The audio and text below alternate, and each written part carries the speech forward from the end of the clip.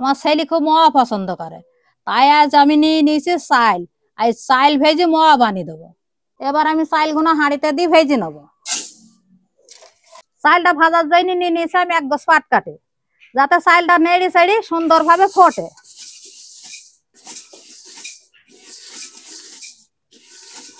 চাল ভাজা হয়ে গেছে, এবার আমি চিনি রস করে নেব। চিনি রস করে নেওয়ার জন্য আমি কড়াতে চিনি দিয়ে দিলাম পরিমাণ মতন। একটু পানি দিয়ে চিনি রস করে নেবো জাল দিয়ে আমি।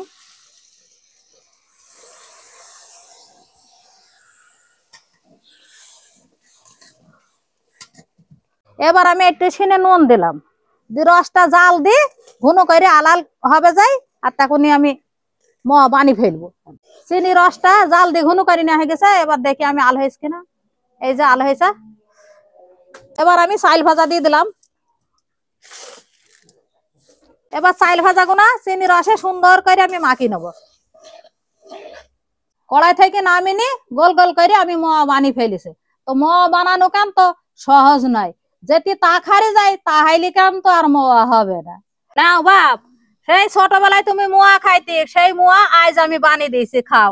এত বছর পর আজকে বানাইলি মা, সেই ছোটবেলায় খাতাম, একটা হাতে থাকতো আর একটা পকেটে নিয়ে খেলতে চলে যেতাম খাইতে, পড়াই পড়াই খেয়ে বেড়াইতে। তো খাও। এখনকার ছেলেপিলি কিন্তু এইসব আনন্দগুলা বোঝেই না। এখন তো সারাদিন ফোনের ভিতরে পড়ে থাকে, আর মানে আগের মতো সেই খেলাগুলাও নেই এখন আর। আমরা ছোটবেলায় করতাম কি, এই মুয়া মা দিত বানি, আর কি করতাম, একটা পকেটে রেখে দিতাম আর একটা হাতে করে নিয়ে চলে যেতাম খেলতে খেলতে, খেলা খেলতে। খেলাগুলো ছিল গাদি খেলা, তারপরে কাছের ভেটা খেলা, আরো অনেক খেলা, ঘোপা খেলা। বিভিন্ন অঞ্চলে বিভিন্ন নামের খেলা এগুলা, কিন্তু আমাদের অঞ্চলে এগুলাই বলে। তো দেখা যাক খেয়ে কেমন লাগে। হ্যাঁ, খাও। বিসমিল্লাহ।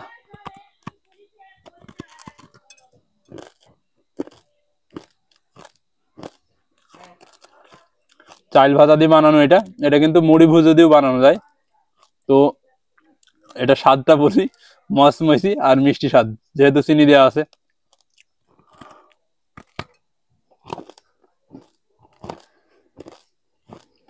আর সেই সাথে বলি কিন্তু এটা খাইতে দাঁত আলা মানুষ লাগবে, দাঁতের সমস্যা যারা তারা খেতে পারবে না, এগুলো শক্ত হয়ে যায় বেশ অনেকটা।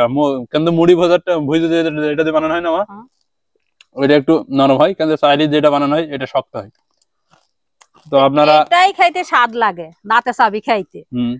তো আপনারা চাইলে কিন্তু এভাবে বানিয়ে খাই দেখতে পারেন। বিসমিল্লাহ।